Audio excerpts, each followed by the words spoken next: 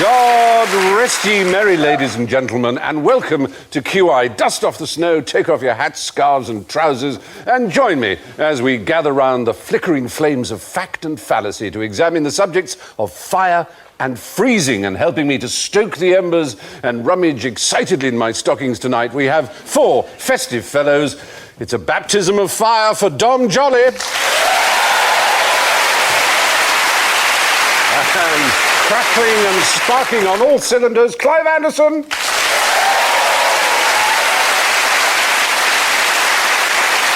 Come home to a real fire. Buy a cottage in Wales in the company of Rob Brydon. And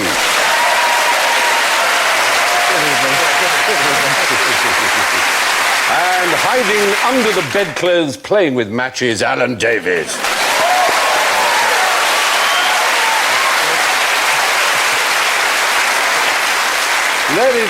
Let it snow, and let us know what you know. But before the party games begin, gentlemen, I have to ask you to jingle your bells. Dom goes...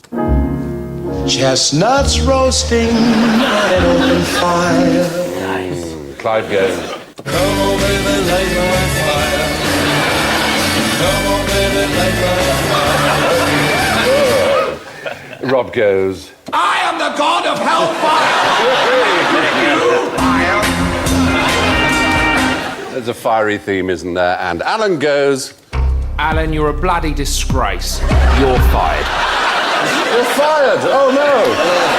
Oh, disappointing.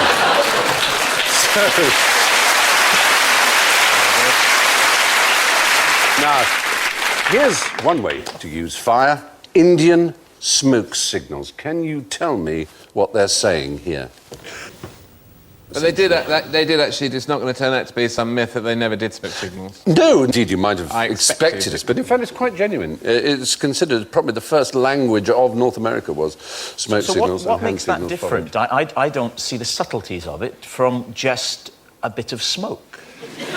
All you need to have is a bit of smoke and then not smoke. Do you see what I mean? If you left it alone, you'd get a column of smoke. But what they do is do puffs of smoke by having animal skins, not blankets, oddly enough. I know one used to think it was blankets, I think. Yeah. But animal skins that you take away. And they can create immensely complicated, even V-shapes and things like that, using the blankets. Is this the same thing they do at the Vatican with the Pope? Or is it just not? Is that a more simple language? Very simple, that isn't it? It's just white smoke. It's either white or black. Right. Yes. They used to add wet straw to make it black if they couldn't find a black pope. Is what for an African Pope? It's for not being able to. They have to tell the populace assembled in St. Peter's Square whether or not they've come to a decision. But since they banned smoking in the Vatican, quite a lot of people hang out the window for a fag, and it causes all sorts of trouble. Can you imagine Catholic priests hanging out for a fag? It seems so unlikely.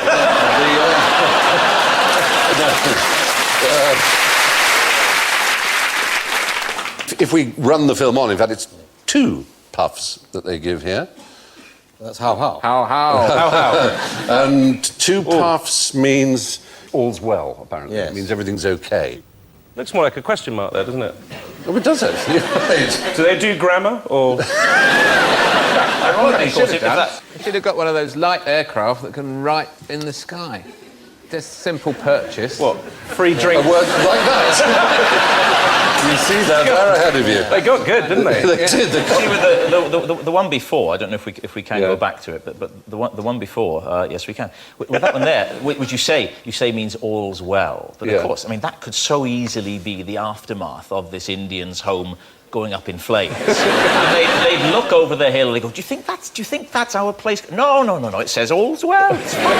They just carry on their way. You're right, it is confusing. But we used to do this with these signal bonfires, didn't we? They went across the country. Absolutely right. But again, the same beacons, the same problem there. It might be, oh, look, there's an invasion, or it could just be the Great Fire of London's happening and bring water. Oh, yeah, if you accidentally set that to your beacon, that would be a disaster.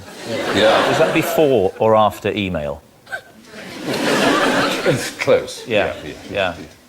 They were spamming, though. You'd get endless streams. Do you want a bigger cock? What about men? Is that how you get a bigger cock? Slapping it around like that? I think with me it would have the opposite effect, to be honest. I think back into my shell. I think you find it works for a while. Oh, heavens, yes. But anyway, Indian smoke signals varied from time to time and place to place. But one puff generally meant just hello. Now we can all take our hats off as I ask another question.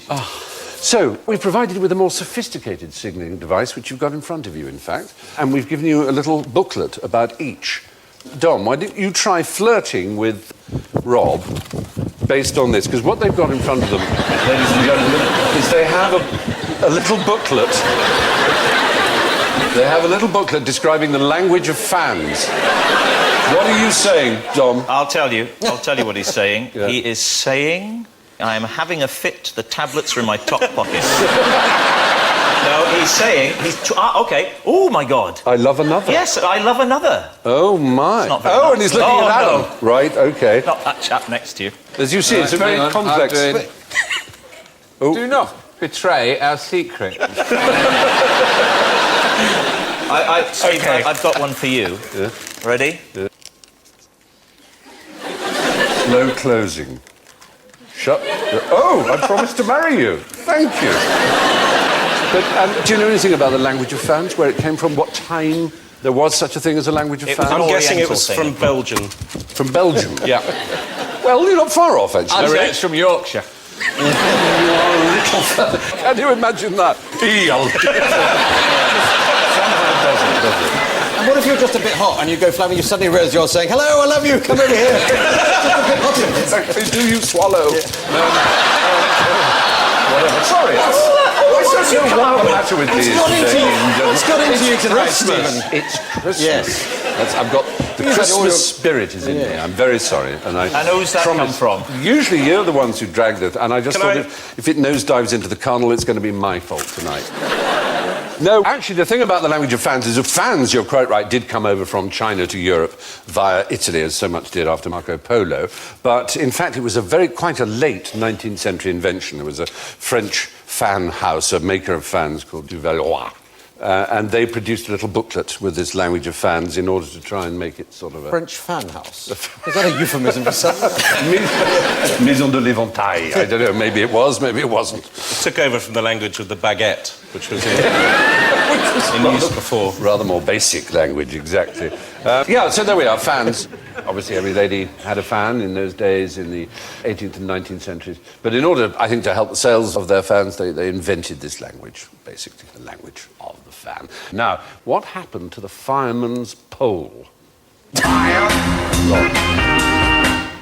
He tiled the fireman's bathroom.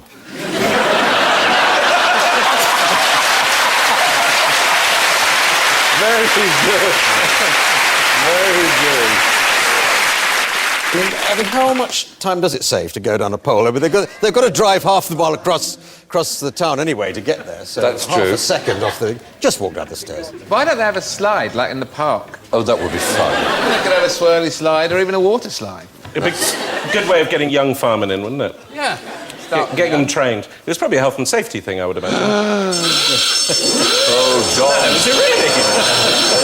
No, you see... Safety gone mad. That's the new political correctness gone mad. Yeah, there was a series of stories in the newspapers that, like, essentially just to make things up in order to get us all angry in the morning. They claimed that, you know, firemen's poles were being taken out because health and safety... And it's just... It's the whole reason. I mean, most new fire stations are built on one floor, so Yes. they don't arise. Yeah. But in all ones where they exist, they're there. And if they build one with 2 floors, they get their poles. But surely that's the main reason you become a fireman, is. isn't it? Yeah. You go down the pole. It's not like I want to be a fireman so that I might die in a fire. It's I want to go down the pole and maybe one night I'll bring a special friend back and share with the pole and... Yeah, you're absolutely right. You in fact. demand an extra floor on the fire station. That's my story and I'm sticking to it. So No, do you know where the longest pole is in Europe, fireman's pole?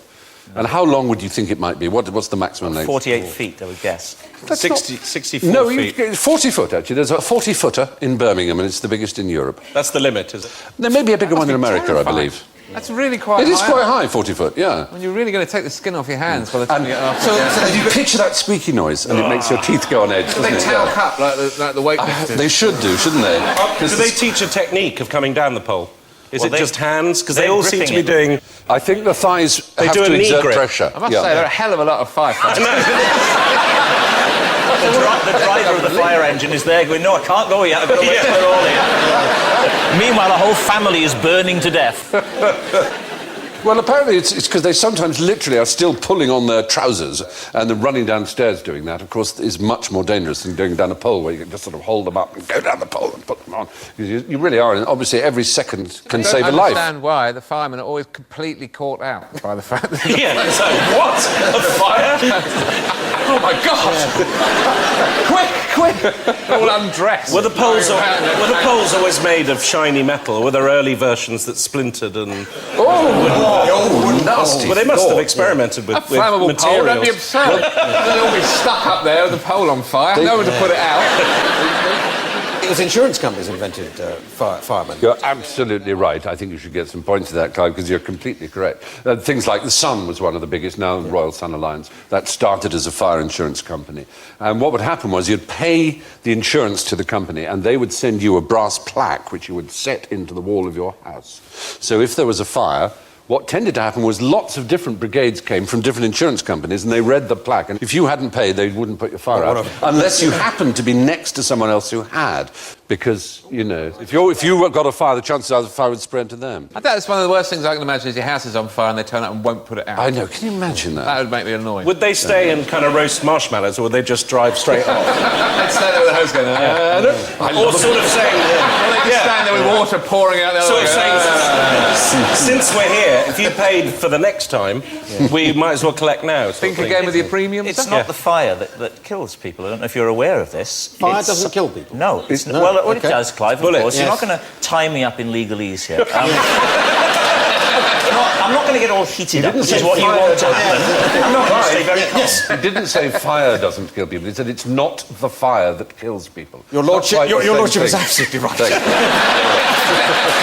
I was just exploring the notion that fire was in some way not deadly. It's not the fire that kills the people. Generally it's a byproduct of the fire. And I wonder if any of you know what that byproduct Is it flame? Is it the slinky? is. It's not the slinky, Stephen, but it's a good try. Clive, you were right. Smoke. It's the smoke. And what happens is... Smoke doesn't burn you, so I know what you're thinking. Well, how on earth could that? No. What smoke does, and this is where it gets interesting, it chokes you. And if we choke, what can't we do? Breathe. We can't breathe. We can't breathe. And if we can't breathe, what do, Dom? We die. We die. Yeah.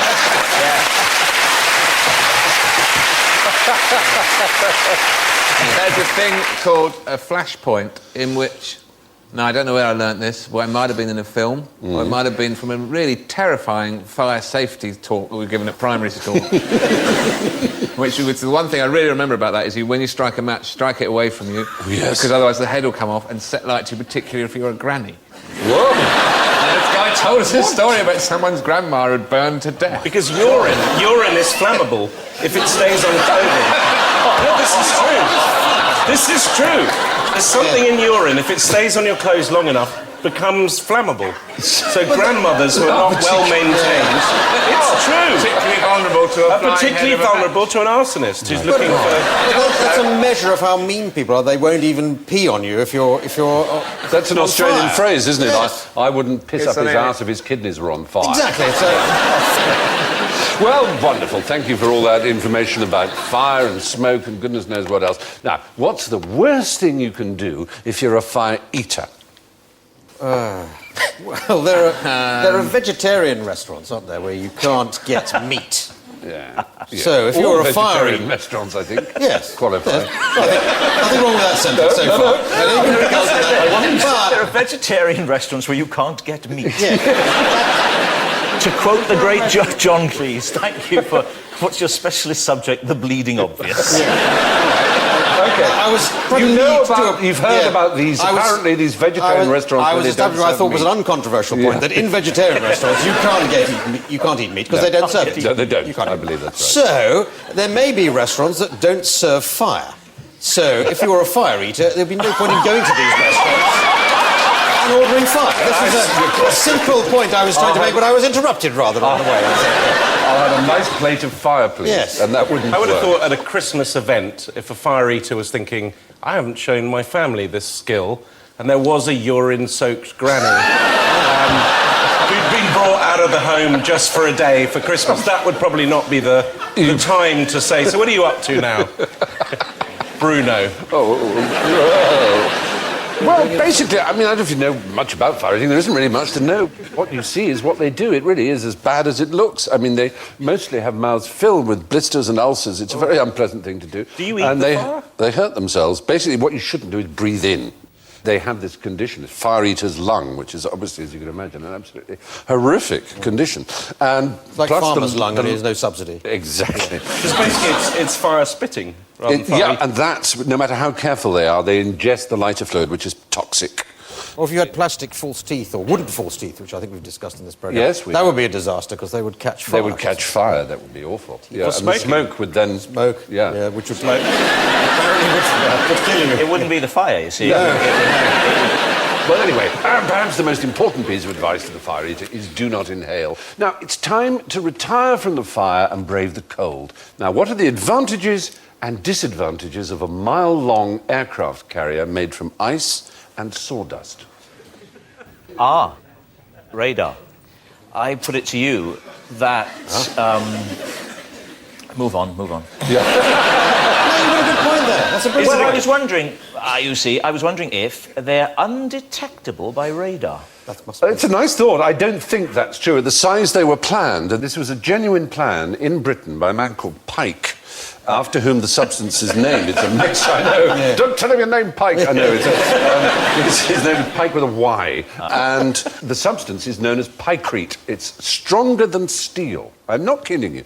It's just Till ice. the temperature goes up. Well, no, but that's the other thing, is it doesn't melt. They tested it for a whole summer in a lake and it didn't melt. Mountbatten was obsessed by the idea and he took a lump of it in to see Churchill, and the story goes Churchill was in his bath. Churchill often took meetings while in his bath, and he threw it into his bath and said, "There, Winston." And Churchill watched in his hot bath and it didn't melt, this piece of ice. It did not melt, it stayed But because it frozen. landed on his nuts, Well, he said, I'm not going ahead with that. Well, the idea was to build aircraft carriers, literally with guns on them. That was the plan. I mean, it seems absolutely barking, I agree.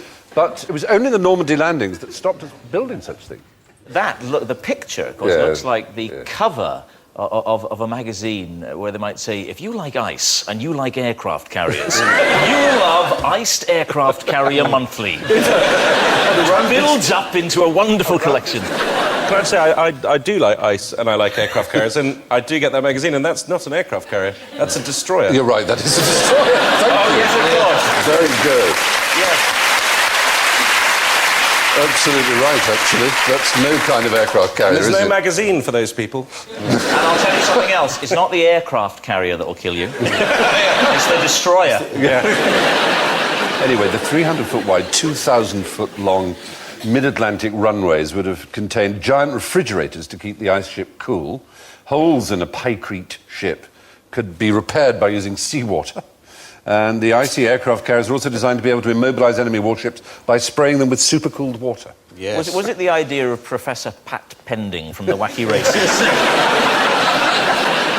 Anyway, during World War II, plans really were drawn up for a huge aircraft carrier made from picrete. Now, as we're in the Christmas spirit, let's have a little sing-song. What's everybody's favourite bit in that traditional song, the 12 Days of Christmas? Which is your favourite bit? Lord's leaping. For me, it's the gold ring. Yeah. Everybody Yeah. knows that. Yeah. 5 gold rings.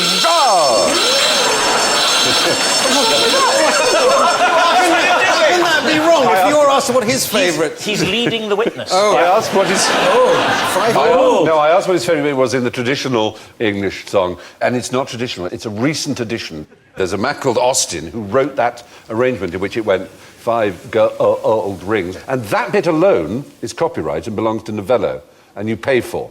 All right, so you've just blown the BBC's budget. The whole Right. BBC. It's a bit like Happy Birthday to Yes. You. You can't sing or whatever in films, or at least if you do, you have to pay enormous royalties because the lyrics are still not in public domain.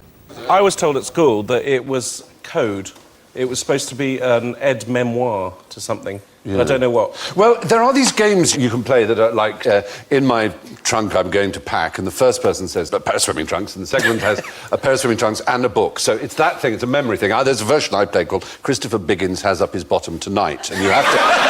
remember the person. You go, Christopher Biggins has up his bottom tonight, and you go, Arnold Schwarzenegger, and the next person says, Christopher Biggins has up his bottom tonight, Arnold Schwarzenegger, and it has to begin with the last letter of Schwarzenegger. And... Rodney Bewes. Rodney Bewes, exactly. Christopher Biggins has up his bottom tonight, Arnold Schwarzenegger, Rodney Bewes, and then the next person goes, Christopher Biggins has his bottom tonight... Steve Davis, the snooker player. Brilliant! And you go on until you can't remember, and you get a huge Simon list. Sharma. You usually find that Anthony Andrews. Christopher is astoundingly accommodating. That's the great thing about the game. And it goes on. It's a fun party game. I can't recommend it. Is this why he was made King of the Jungle? This particular skill?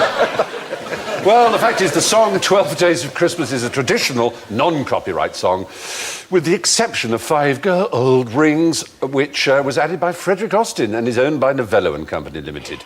And with that, we lash out of the frying pan of knowledge only to descend into the fearsome inferno of the fire and brimstone that we call general ignorance. Fingers on buzzers, please. What happens when you blow out the candles on your birthday cake?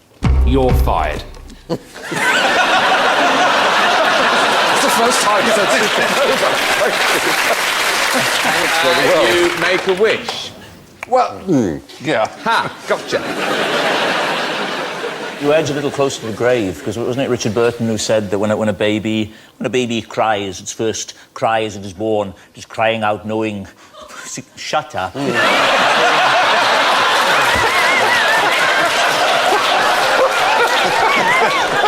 You wouldn't know a good impression if it sat on your face.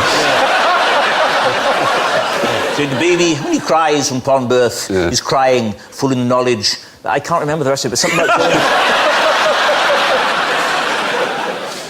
Anyway, yes, no, obviously people make wishes and things like that, but why does the flame extinguish when you blow it out? You blow the flame off the wick and it's then disconnected and harmless in the air. It goes out. It's like an Indian smoke signal. Yeah, there are 3 things that keep it alight. Right? One, oxygen heat, is one. Oxygen, heat. Heat is the other. Wick. And the fuel that needs to go. So you simply remove it from the heat. But if you had a wick made of something that burnt at a very low temperature, then no matter how much you blew it out, it wouldn't go out, which explains those silly trick candles. But how come if you use bellows on a fire, that's to encourage the flame, isn't it? Blowing into a fire is lovely because you get it, up it comes. I wonder what Richard Burton would make of it. Oh, look at the fire, growing taller and... All right, never mind. You come from the same... You from... I'm from the same town as Richard Burton and Anthony Hopkins. And Michael Sheen, and another Michael great Sheen, young of course, actor. brilliant. In fact, my father grew up in the same street, literally the same street as Anthony Hopkins. Yeah. In England, we live in houses. Sorry. Anyway, fire needs 3 things to work: heat, fuel, and oxygen. When you blow... Oh dear. Oh, has the fire gone out between us, darling? Has it? Oh no. Oh, oh you want to? What does this mean? Involves Christopher Biggins, doesn't it? So, fire needs 3 things to work. It needs heat, fuel, and oxygen. When you blow out a candle, it's a sudden drop in temperature, and that's what causes the flame to go out. From heat back to cold. You know how sometimes it can be too cold to snow? Yeah? Is that a question? Yeah. You know how it can be too cold to snow? Yes, because you need some moisture for Thank you. Well, thank you for... You really hate me, don't No, you? no, not you. No, the fact is it can't be too cold. It's a thing people say, it's too That's really cold to horrible snow. of you. You led me into it. Hang on, he tried to get us first. Yes. He didn't move. I've been on this programme a few times, and I know whatever you say at this point, it's always, that's going to happen. Anything you think you know... Normally you're told to talk on these programmes with this, you just have to sit like this. You said it. You said it too slow. And my little head, I went, God, I wouldn't have thought so, but yes, I suppose. And I went, well, I'm going to join in then, yes. Anyway, now the fact is, snow's been recorded at -41, -50 degrees. There's only one temperature which is too cold to snow, but then it's too cold to do anything. Nothing moves. Absolute zero. Absolute zero. My favourite temperature, before we get that low, is -40. Because in centigrade and Fahrenheit, they're the same. meet. They're both -40. What a thrill. So Isn't that exciting? What I do want to do is I want to give a couple of points to Rob, because he is right that it's less likely to snow when there is less moisture, and there is less moisture when it is very cold. So, but it's not ever too cold to snow. Talk to the face, because the hand ain't listening. Oh dear. Anyway, nowhere on Earth can ever be too cold for snow. For instance, regularly snows at the poles where it's colder than anywhere else on Earth. So now we come to the great moment of truth, when our panellists are rewarded for having been good or possibly not having been good this QI Christmas. And what do we see before us? Well, Santa's favourite little helper this year, on 8 points, is Clive Anderson. Oh. Ably helped by you, and I think it was a team game. And in second place, deserving of so much support, because he's just really improving every year, on -6, Alan Davis.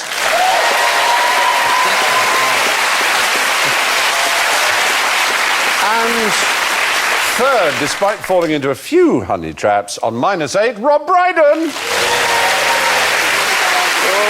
Yeah, I know. Well, I'm sorry to say that the cold Brussels sprout on this occasion, with -16, because he's trusting and confiding and a jolly good fellow, Dom on -16.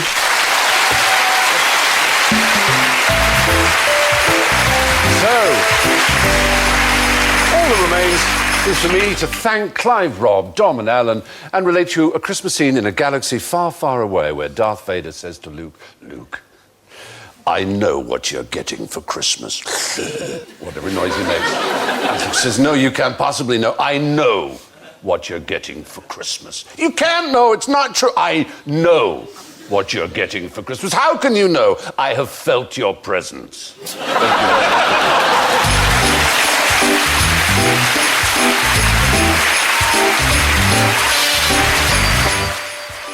QI returns to BBC One with a new series starting Friday, the 9th of January. They look like the perfect couple, but Gavin and Stacey are leading separate lives ahead of their Christmas Eve special. The first of 2 episodes tonight of the award-winning comedy is next on BBC One.